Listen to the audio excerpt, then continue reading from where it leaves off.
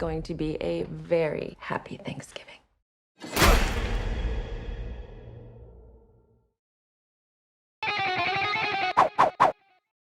So, I gotta tell you, dude, I really like this one a lot. Thanks, man. Happy birthday to me, graduation day, all of that stuff was kind of my Disney, I guess. Yeah, me too. I like the fact that you did this story, you did a holiday horror, yet there's references to all those movies in some way. Was it difficult to find the balance and to still create that, but still feel it, make it natural and feel part of this story? Absolutely. I mean, look, I wanted it to feel, I looked at it as language and vocabulary. And there's certain vocabulary that goes for me into the holiday slasher film, whether it's Black Christmas, Halloween, Happy Birthday to Me, even the other slashers, non-holiday, you know, The Prowler, Prom Night, they all, you know, My Bloody Valentine, Silent Night, Deadly Night, they all have that inciting incident pieces, and then a certain amount of time later, people are getting picked off connected to that incident. So we wanted it to feel like it's in the video store on the shelf between Halloween and Silent Night, Deadly Night. Because as a kid, if you remember, like after the day after Halloween, there was nothing. It was just family and Christmas movies until the next January, maybe probably February, when the horror started to come back. So there are certain things. I wanted the POV of starting with the POV of the house. I want everyone to go, you're in a slasher film. This is where we are. This is the night it is. I wanted certain jump scares to happen at certain times. I wanted the sequence in the high school, the final girl being chased by the killer. I wanted her to have the cat and mouse stuff, the mute witness kind of scene through the house. You know, he takes the pitchfork. And I wanted to switch the weapons up. So you're trying to guess who the killer is, giving them that moment to look and try and read the body language. So the fun was to do it, to make a modern film that's using social media and, you know, obviously the viral video, and have that be a component, make about modern themes, but also use those classic slasher movie, Bob Clark, you know, John Carpenter, Joseph Zito techniques. You did it, and you did it so well. Here's the thing: that opening sequence, man. I've been waiting for that to hit theaters. Because I've always associated with Black Christmas or Black Friday. Sorry, with a horror. It should be horror. Yeah. It should be horror.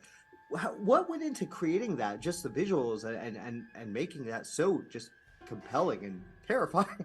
Well, every scene I do, I look at it as a chance to outdo myself. And each movie, I learn something, and everything, you know, I've been doing this for 20 years now. So the way I approach doing a scene in Hostel is gonna be very different from how I approach it now. You know, like I believe in the 10,000 hours theory, that I think it's 10 years of Malcolm Gladwell, that 10,000 hours of concentrated practice to master a technique at something. So 20 years, I feel like I'm closing in on that 10,000 hours. So I'm ready for a sequence like that. It's really challenging. I shot it in 4 nights. From the moment they arrive to the gunshot. 2 nights outside, 2 nights inside. So I worked with a really terrific second unit director, Justin Harding, who's a great director, worked with me on Haunted Museum, and he came in as a favor, and we storyboarded, we used FrameForge, we shot listed, you know, Milan and I, we did Hostel 2, and Thanksgiving together, and we have a shorthand, and me and, you know, Jeff Rendell is my best friend since I was 12, so we know every beat, and I thought, I want to do a scene that's like, you know, the Titanic where everything's collapsing, the water's rising, but it's intimate and you can stay with the characters and follow it from their point of view and not just have cameras running around and people screaming. Like, it's got to be seen through the eyes of our characters.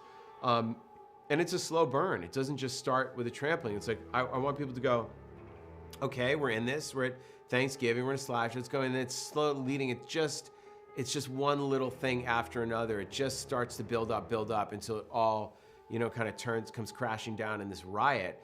And we were very lucky that we had a fantastic stunt team led by Dan Skeen, and the Canadian extras were amazing. I mean, 4 nights, you know, we started with 600 extras, and then we had about 150 or 200 for the riot, and they worked with the stunt team, and they worked together, and, you know, I worked with them. I was like, okay, if there's level 1 is calm, 10 is panic, we're at a 7 now. And everybody look to the person to your left and look to the person to your right. And make sure, are you okay with contact? Are you okay? Like, we're just like, and then we'll cut. Everyone look to your neighbor. Are you okay? Look to your left. Are you okay? If someone falls, you help them up. I was like, we're gonna be doing this over and over. Nobody can get hurt, and we're all actors in a scene together. We're all working for one thing. So when you get everyone in that mindset, and you work out the little beats, very quickly, everyone is in the scene together and they wanted to go for it. And we built, you know, this area to be destroyed. And the first time you're shooting it, when you just put the cameras up, you know, I normally shoot with one camera, but this one we had 2 cameras because it's crazy action. You want to catch things. It was terrifying. It really looked real. They were really doing it. And then you do a cut and everyone has a smile on their face. No one got hurt, but everybody listened and everybody worked together. And it was all night and we got it done. Wow, dude. Amazing. I loved it. Thanks for giving me a Thanksgiving movie, man. Thanks, Appreciate appreciate it. Cheers, man.